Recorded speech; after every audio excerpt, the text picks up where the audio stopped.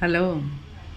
ఏంటి రోడ్డు మీద తిరిగే రోమియోలను చూసి ఓ మురిసిపోయి జీవితం తీసుకెళ్ళి అలా చేతుల్లో పెట్టి మీరు ప్రశాంతంగా ఉంటున్నారా? చాలా తప్పు, అది చాలా తప్పు. మగాడు ఒక అండర్స్టాండింగ్లో ఉంటాడు, తన మనసుతో తన అండర్స్టాండింగ్లో ఉంటాడు.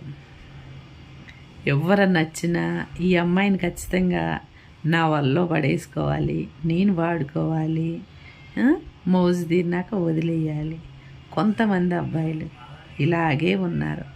కానీ అమ్మాయిలు అదే ప్రేమ అనుకొని నిజంగానే నమ్మేసి సర్వస్వం అర్పించేసేసి ఓ విర్రవీగుతున్నారు. కన్న తల్లిదండ్రుని లెక్క చేయకుండా, సమాజాన్ని లెక్క చేయకుండా. చాలా తప్పు ఇది, చాలా తప్పు. ఎందుకు చెబుతున్నానో తెలుసా? ఏ మొగాడైనా కానీ ఆడదాన్ని నువ్వు మంచిగా చేసావు, నువ్వు మంచిదానివి,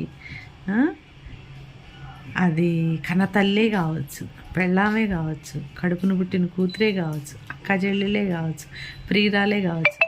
ఒక్కళ్ళైనా ఇంతవరకు ఏ మొగాడన్నా ఒప్పుకున్నాడా?